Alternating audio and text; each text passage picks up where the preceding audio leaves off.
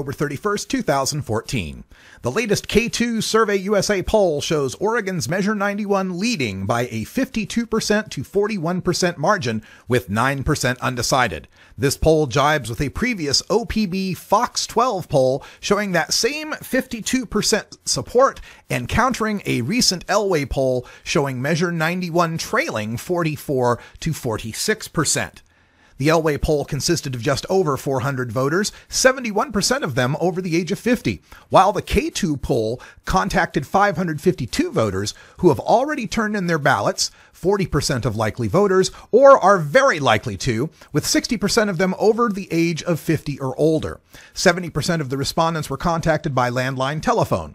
As usual, men's support for legalization at 56% beats women's support by 7 points, and people under age 35 overwhelmingly support legalization at 71%.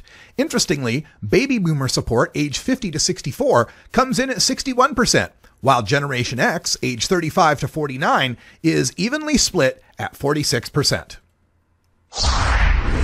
A pair of investing tycoons traded giddy text messages this spring as they plan to unload a massive haul of hyped-up shares in GrowLife, a supplier to pot farmers that has come under regulatory scrutiny.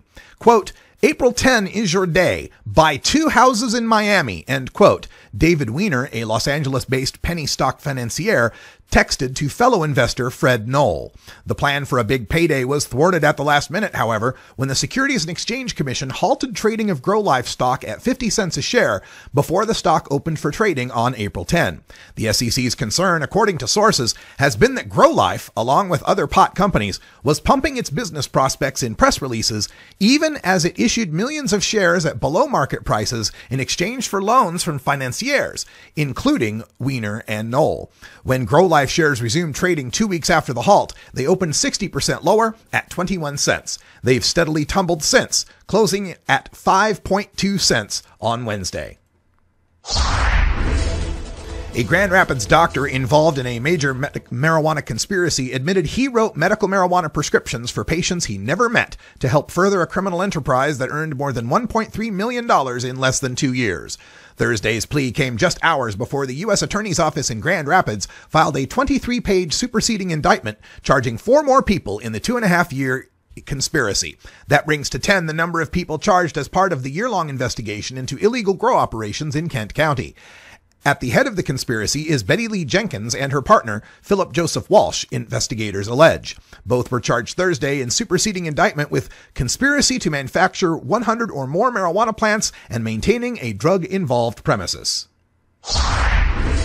A political agreement in Denmark has been reached to distribute research funds to study the medicinal effects of cannabis. Despite numerous pushes by Copenhagen's mayor, Frank Jensen, to legalize cannabis in the capital and the booming business in Christiania's cannabis market, Denmark has taken an official hardline stance on cannabis for both recreational and medicinal use.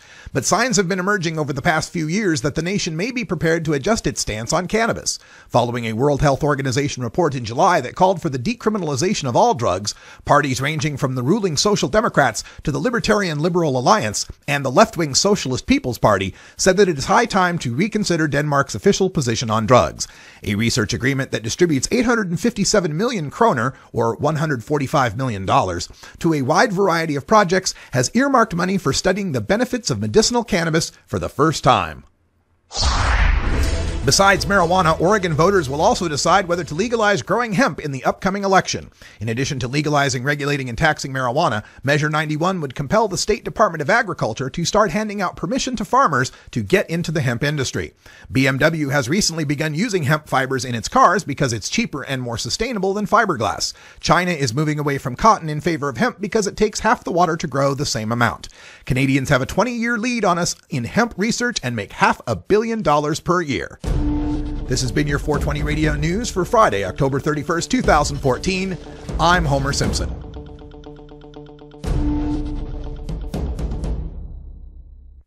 .420 Radio, turning red states and blue states green.